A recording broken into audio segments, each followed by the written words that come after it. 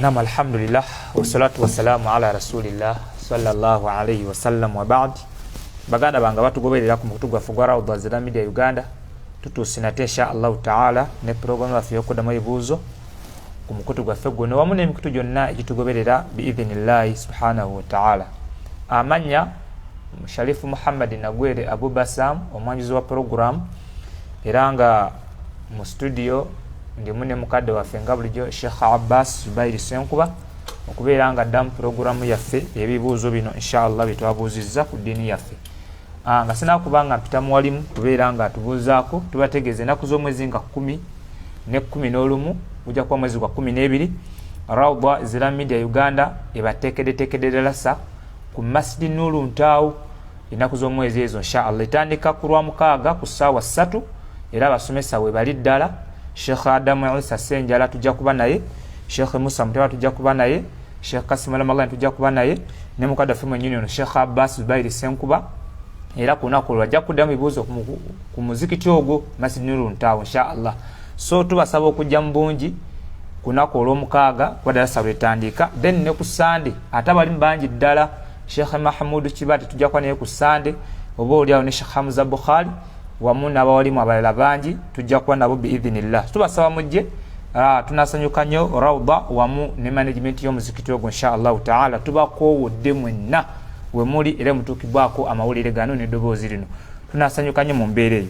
Mukadde waffe Sheikh kiriza inshallah obuze ku basiraamu abatulindiridde. Alhamdulillahi rabbil alamin arrahmanir rahim maliki yawmiddin thumma as-salatu was-salamu ala ashrafil mursalin سيدنا وحبيبنا ومولانا محمد صلى الله عليه وآله وسلم. أما بعد السلام عليكم ورحمة الله وبركاته. وعليكم السلام ورحمة الله وبركاته. نعم شيخ بارك الله فيك. فيكم بارك الله. شيخ من نفابوزا أغانتي أمينة أغامانتي omusajja yamuwowa oluvannyuma omusajja oyo yatambulamu okumala ebbanga lya mwaka gumu n'ekitundu. Naye omusajja bw'akomawo ewaka agamba Amina nti nviira. Sheikh Amina abuuza nti ngende bugenzi bwentyo kuba agamba sirinayo kye mubanja omusajja oyo ntambule butambuzi ngende. Aqulu billahi tawfiq. Amateeka ga Allah agakwatagana n'okuta oba n'obufumbo mateeka mawandiike. Ye Sheikh. Qur'ani yagawandiika. Ne sunna zombaka Muhammad alayhi salatu wassalam zagawandika. Omuntu bwaba awasiza omukyala aba amuwasizza mu mateeka. Era waliwo obujulizi nga waliwo istihlalul farj okubeera nti obwereere bufuuse halali gyali bi amanatillah oba bi n'obwesige Allah bwe yakwasa omuntu.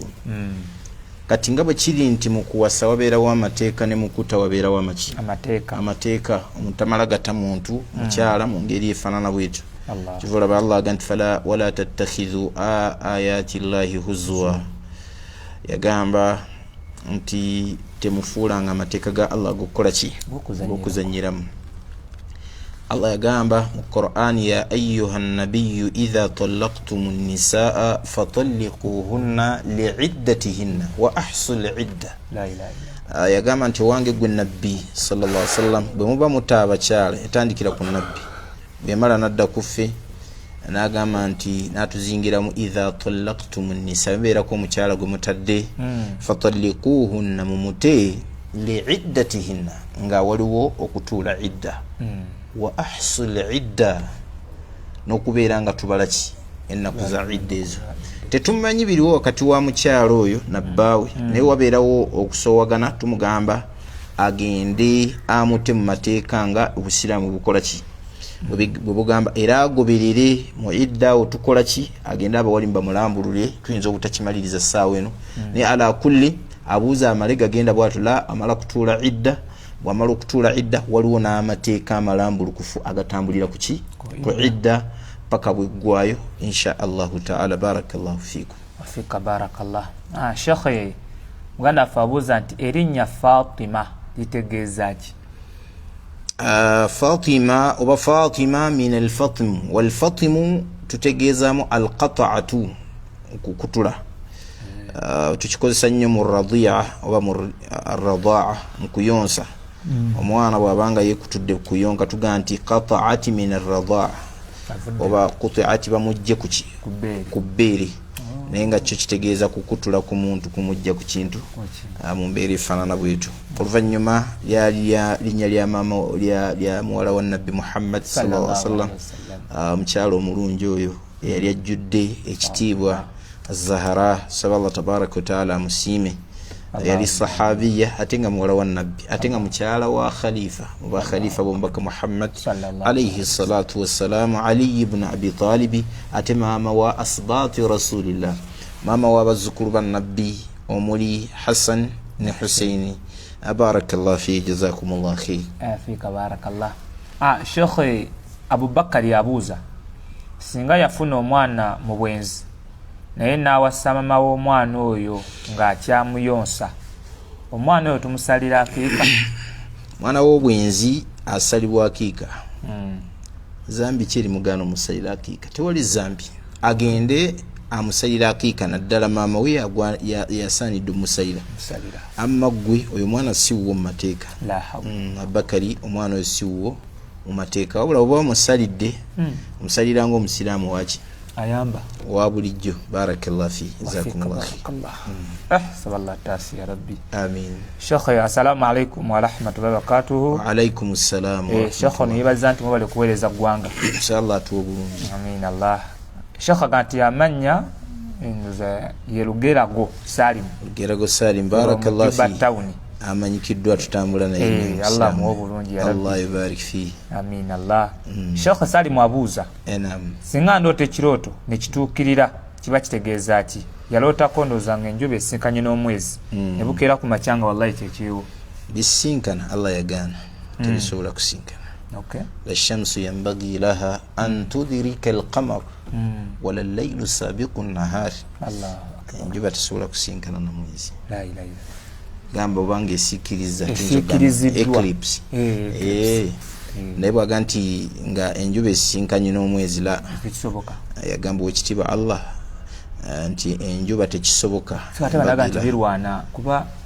ebyo byonna bigambo kalaamu nnansi ekituufu kiri nti kusiikiriza naye ebyo byonna bibeerawo nabbi yatugamba sallallahu alaihi wasallam nti bubonero obulaga nti Allah tabaraka wa taala si musanyufu era nabbi oluusi eclipse ezo ezabeeranga we yapapanga okuva mu nnyumba lumu yakwata rida yakwatamu ya Aisha ng'alowooza kiyama ekoze ki enaatera okutuuka kiraga obusungu bwa Allah tabaraka wa taala bwayolesa eri abantu n'obuseegu bulyazaamaanya shiriki byonna ebyo binyiza Allah tabaraka wa taala era we waliwo omuvubuka eyafa Abawarabu balina endowooza nti eclipse ezo ezibeerawo waliwo omuntu omukulu abafudde kati yaliwo ng'omwana wa nabbi Ibrahimu afudde e Madina amawulire ne gatambula nabbi we yamala okutoola salaamu n'atendereza Allah yaga nti amma baadu inna ash-shamsa wal-qamara ayatani min ayati llah omunjuba n'omwezi bubonero bubiri obulaga nti Allah jali la yankhasifani bimauti ahadin minan nasi tebyesiikiriza olw'okuba waliwo yafudde mu bantu wabula ekyo kibeerawo olw'obusungu bwa Allah tabaraka wa taala kati tugamba tutya nabbi yatugamba nti bwe biba bibaddewo abantu baveeyo basaale oli bw'abanga akiroose ne kituukirira tetuyinza kumugamba nti okutuukira kw'ekirooto waliwo kino kuba tetuli bavuunuzi baki bandooto naye nga ekirooto kyonna bwe kibeeramu obubi nabbi waffe Muhammad sallallahu alaihi wasallam yaga nti la tuhaddithu biha tugeza kubeera nga okikola okyogera ate bwe kibeera nga kirooto kirungi yagamba nti kinyumyeko osobola okukkirizibwa okukinyumyako kiri ekibi osaala raka 2 n'osaba Allah akutaase bw'oba weebase ng'okiroose okyusa saidi n'obeera nga tastaidhu billah min ash-shaytani ar-rajim saba Allah akutaase sitaani yakolimirwa n'okyusa saidi barakallahu fi n'ofuwayo n'obulusu emirundi 3 ku saidi eyo gy'okyusirizaako. Alhamdulillah Sheikh barakallahu fika kana salimu doza kitegedde saba Allah kimutegereze ddala.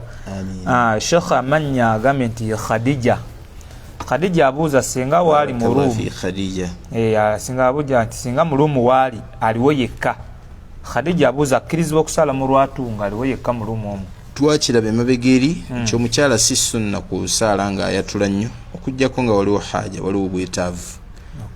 Haja nga ki asaaza bawala bannayagala kubawuliza be baliyo bokka. Naye bw'oba nga asaala yekka ekisinga okubeera ekirungi kusaala nga munkhafid as-sawt eddoboozi lye nga ki nga likakkanye. Imma an tusalliya khafta ayinza okubeera nga asaala ng'eddoboozi liri wakati wa okuwanika waggulu ne kendeza au sirran oba okusaayira ddala kyama. Mukyala mahalluhu sitir wal inkhifadi as-sawti kifo ky'omukyala abawalimu bagamba as-sitir kubeera wabweru waki wamabega wa ntimbe nakukakkanya maloboozi. Bw'atyo Allah bwe yamutonda tagwaniddwa omukyala omulongoofu okuwanika amaki amaloboozi illa inda alhaja okujjako nga waliwo buki obwetaavu wal ilmu inda Allahi azza wa jalla. Shekha ndowooza kitegerekese musaba Allah akkirize. Amiina. Atula kitegeerera ddala. Ono agamba nti akaseera ako ng'osibulukuka Allah yanukulirawo nnyo edduwa. Singa asooka kusaalawo laaka bbiri oluvannyuma n'asaba Allah aba akoze bidaa. La si bidaa. Kubanga mu bimu ku Allah byasobola oyisirizaako kwanukula edduwa y'omuntu kwe kubeera ng'asaala omuntu ng'asaddeko raka bbiri n'asaba Allah tabaraka wa taala kiba kitegeeza nti bye bintu ebisembeza omuntu eri Allah tabaraka wa taala okuvunnamako wansi. Allah agamba mu Qur'an kalla la tuti'uhu wasjude waqtarib yamugamba nti togondera bantu abo wasjud vunnamangako wansi eva waqtaribu ekyo kiraga oba osembedde eri Allah tabaraka wa taala. Tusaba Allah atusembeze tubeere kumpi ne waali. Allahumma amiin. Barakallahu fiika barakallah. Sheikh amanya Isala Sulaiman from Jordan. Sara barakallahu fiki. Sala abuuza nti Sheikh nzikirizibwa okweyambulula omwami nga siriiwo. Sheikh agamba nti okugeza n'entume yali omuko. Kasita obukwakkulizo butuukirira tewali buzibu osobola okumweyambulula. Obukwakkulizo nga ki? Okubeera nga ategedde. Ng'ategedde. Ekyokubiri nga omuddiza naki n'amaharege n'omuddiza amaharege. Nabbi sallallahu alaihi wasallam yagamba sahabi yoli nti atari diina alayhi hadiqatahu oba ilayhi hadiqata onamuddiza amaharege ag'ennimiro. Qalat naam. Mukyalo n'agamba nti ye ngenda kumuddiza. Nabbi n'agamba n'amukkiriza yeeyambulule. Se tewali buzibu si tteeka nti balina kubeerawo. Osobola okukuba akasimu osobola okubeera ku mbeera eno emanyikiddwa naye nga ffe ng'abawalimu tetukubiriza bantu kumala geeyambulula nakumala gatalaka tekiriimu nnyo bulungi budda eri umma eno naye bwe kiba kiganye tetusiba ku muntu. Barakallahu fi. Sheikh fikum barakallah. Sheikh Sala alina kyayongeddeko. Naam. Naga nti sister we yafumbirwa omushiriku. Naam. Family eri tewali Sheikh yenna akola atya agirinnyamu nga yadde balina ensonga. Ngera batwala nti akwatayo atwala nsonga ya ddiini teriseeka ayinza kulinnyayo. Kati yagamba nti yagezaako nnyo akole ekisoboka ntwala sister we ku kyeyakola atya akole nga ayagala kumwawula n'omushiriku oli naye agamba nti buli kaseera omukwano gweyongera bweyongezi wakati wa sister we n'omwami oli omushiriku. Sheikh agamba nti n'oba n'ekizibu sister we amulagira abasawo baganda ate agamba kimuluma akola atya ate nga sister we seeka alina eddiini akola atya ku nsonga eyo. Okusooka kwa byonna shiriki zambi ddene. Musaba Allah taase shiriki. Allahumma amin. Shiriki zambi ddene akbar dhunubi. Allah. Nabbi waffe Muhammad sallallahu alaihi wasallam sahaba yamubuuza nti ayyu dhanbin a'zam. Zambi kiri kyasinza okubeera eddene. Aga nti al ishraku billah. Okugatta kwani ku Allah. Sahaba naye n'akitendeeza n'aga nti hadha azim. Eri zambi ki ddene. Shiriki obunene bwe amukola abagenda kuyingira omuliro. Allah kasita afiira ku shiriki nga takoze tauba. Hadithi eri mu kitabo kya Muslim. Nabbi Muhammad sallallahu alaihi wasallam yagamba man laqiya Allah yushriku bihi shay'a dakhala an-nar wa man laqiyahu la yushriku bihi shay'a dakhala al-janna. Yenna alisinkana Allah nga amugattako wa kuyingira muliro. Ekyokulabirako ekitono nga ayalula abalongo nga akakasa nti abalongo bano basiba ne basimulula bagaba emikisa oba nga yabya olumbe. Twegendereza ababi b'ennyimbe yenkola yaffe baddewo wano akabanga konna akano olwaleero, naye wallahi omuntu ayabya olumbe wegendereze Allah jalla jalaaluhu wali kuttira ku lumbe gwomanyi bwogenda okugamba ni Allah sallallahu tasimbeere. Abantu abamu yahsabunahu hayyina, ebintu ntwe babirabanga ebya bulijjo. Nosanga omwalimu ng'ate yateekako n'edduwa ku makya bakeera kukola shiriki kawungeezi najja ateekewo edduwa n'aleeta obubaani n'akuŋŋaanya abantu. Eyo istihzaa'u bidiinillah, kuddira ddiini ya Allah gigireegerera abakola ebintu ebifaanana bwetyo. Tahsabunahu hayyina wa huwa inda Allahi aziim. Muyinza okulowooza nga byangungu bya bulijjo olw'okuba mulina ababadyekadyeka batagenda kubaziika nabo. Omuntu yeewuunyisa ne wajjawo muwalimu n'atiisa ku nsonga eri sensitive mu ddiini nolaba olinga agenze n'amukwenya bannanga abatukwenya ebiseera ebisinga obungi tebagenda tubeererawo mu maaso ga Allah tabaraka wa ta'ala. Ekitiibwa Allah ina ekigambo kyagana agamba nti إذ تبرأ الذين اتبعوا من الذين اتبعوا ورأوا العذاب وتقطعت بهم الأسباب. abagobererwa bagenda kudduka ku be bagobereranga, ababadyekadyekanga nga balaga amawuledi babalaga ennyimbe. Wallahi omuntu atayakoze mawuledi mu ddiini nkesi kale afiirwaki nga oganye gikola nene bajoogerako olina abamukambwe nnyo boogedde ku ddiini ye. Omuntu atayebiza lumbe ofiirwaki, atasomye edduwa za bubaani ofiirwaki? So abasiraamu mu lumirirwe obulamu bwammwe oluvannyuma lw'okufa kwammwe, abantu okuviira ddala abalumirirwa eddiini bajja bagamba abantu olw'obulumi so si lwakwagala. Nze kati mawuledi naalibadde njibeerako naki, njiinako buzibu ki nga bagisomye bwe kubanga tewaliwo bujulizi bugigaana.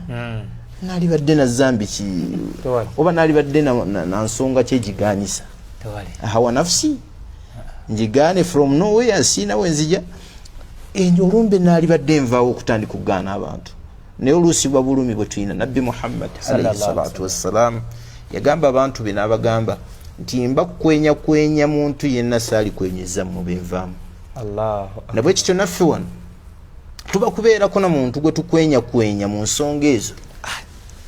Abantu baffe tetwali bakwenyeza naye kyetubagamba kibagamba ala ilmi.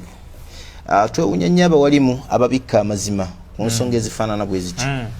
Simanyi bwe bagenda kugamba Allah kukubula kw'abaki kw'abantu bangi bagenze mu kabbuli baanukula. Naye tusaba Allah tabaraka wa taala atutaase tubyogera lwa bulumi naye tetulina kyetufiirwa nga tetubyogedde. Tetulina kyetufiirwa okuggyako Allah okutwokya wabula mummwe abantu tetulina kyetukola ki fe Allah tabaraka wa taala kyetwejjako kuteekawo hujja nti omuntu bw'agaana okubeera ng'atuusa amawulire oluvannyuma alwa Allah ogannyonnyola abeerako ekikolimo kya Allah ne bamalayika n'abantu bonna. Ati embeera efaanana bweti ate mu maaso ga Allah agenda tubonereza. Saba Allah ataasa okutubonereza. Barakallahu fiikum, jazakumullah. Sheikh nduza sala inakusabira nnyo muganda we Allah amutaase omusajja omushiriku oyo. Amin. Okubanga ate omushiriku n'ava ku bushiriku era tugamba nti agende mu maaso n'omusabira nga bwamukuyiga tokomaawo. Sala tokomaawo.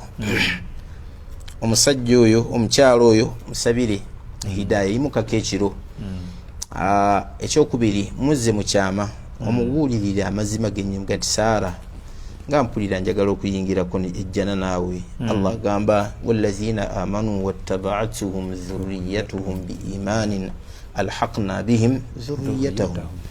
Abakkiriza singa endyo zaabwe zinayibeera zibagoberedde mu bukkiriza bonna bajja kuyingira bumwejjana kati wabanga bagenda kuyingira ejjana gumulizimu bali omuganti njagala tuyingire ffenna ejjana omutunuulizeemu ebintu bingi saala tunuulira obulamu bwe tugenda okumala mu kabbuli bajjajja baafa bakamalayo bumeka nabbi wa allah nabbi wa umma yakamala obudde bwenkana ki mu kabbuli adamu jjajjaffe yakamala budde bwogenda okumala mu kabbuli amulaga zino levu twatandikira mu lubuto allah n'atujjamu n'atuteeka ku duniya akutadde ku duniya akugulumiza akukuzizza kati ate gwe otandise mu mujja ogwo oyagala mugattako kyeyagaana kiwa ekitiibwa genda ng'ombuulirira n'ebintu ebifaanana bwe bityo nga bw'oyongera okumusabira wekitiibwa allah tabaraka wataala ajja kwanukula barakallahu fikum jazakumullahu khair.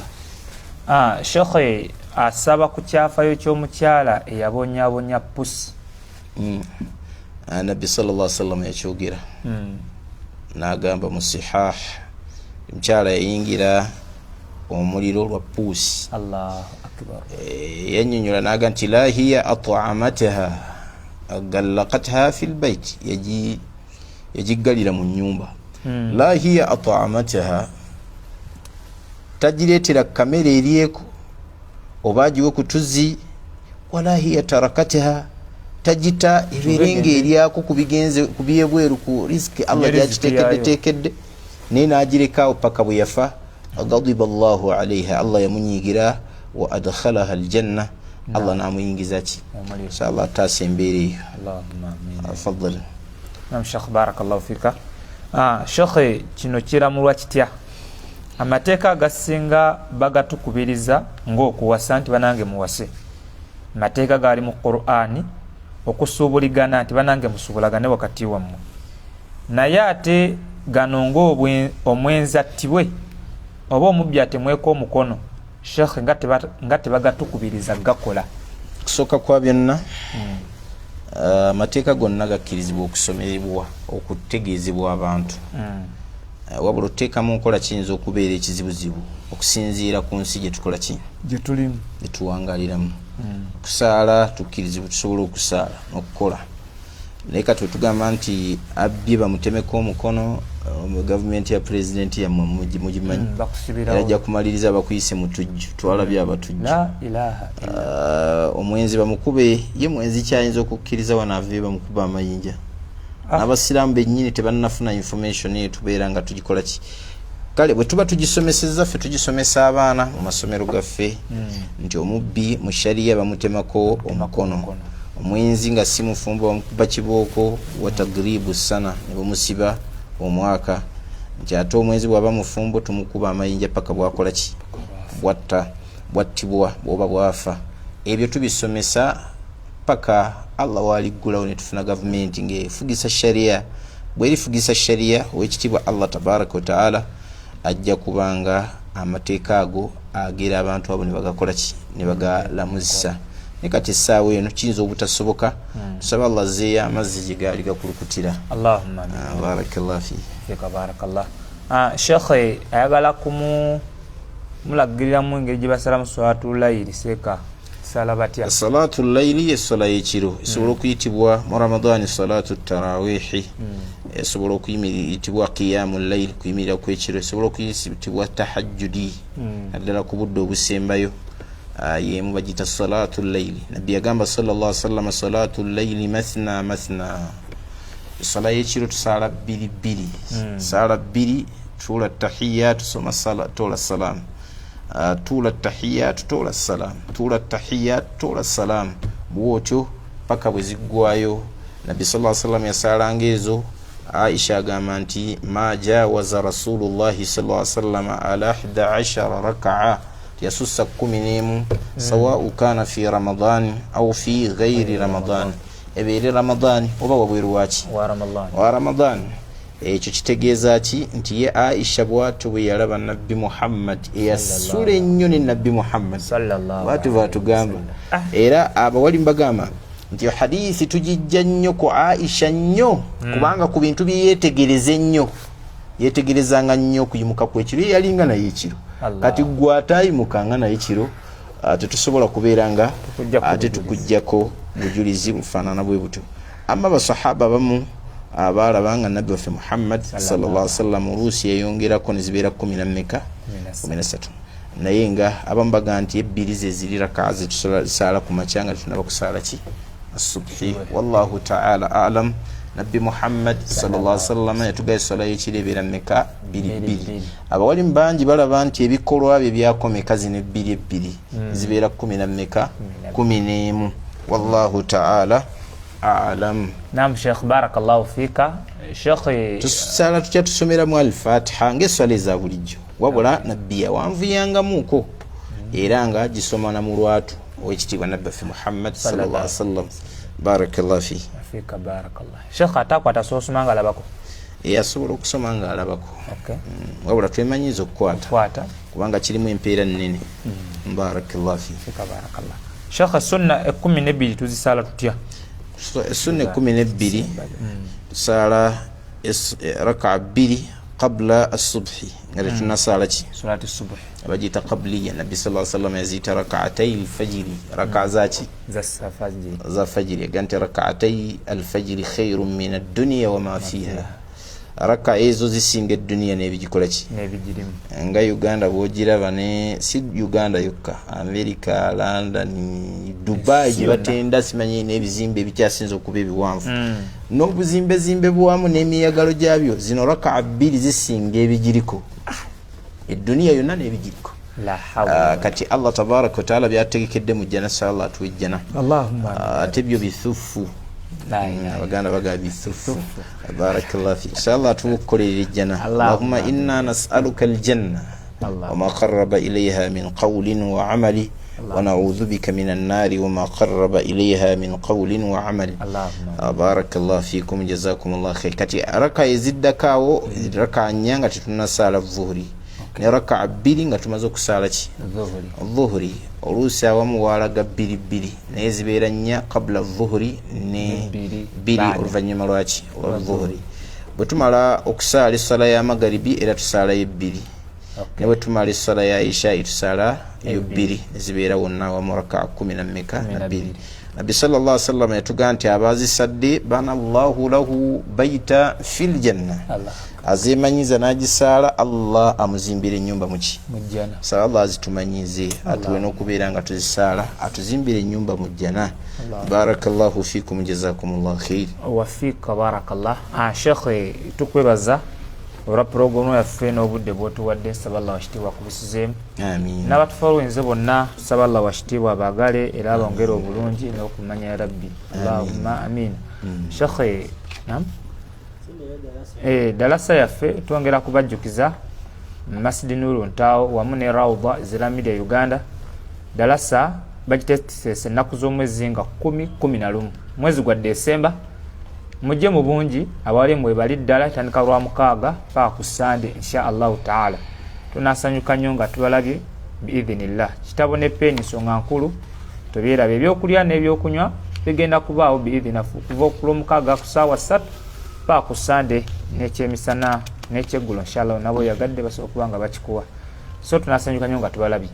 Program yaffe ebuuzo ebabulwa 6 mukadde waffe ko tugenda kugiddiramu eri darasa wegenda okubeera insha Allah.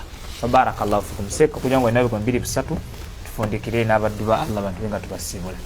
Barakallahu fikum. Ekigambo kyange eri abasiraamu yeseka mbakuutira obugumiikiriza. Yeseka obugumiikiriza bulemesezza abasiraamu bangi okubeera successful. Wakwata kino abatannakigusa ng'akola ekirala, tannagusa kino akwata kirala n'okupapa mu nsonga zonna kyabulabe. Inshallah kitutaase ffenna. Barakallahu fikum, jazakumullahu khair. Barakallah. Assalamu alaikum wa rahmatullahi wa barakatuh.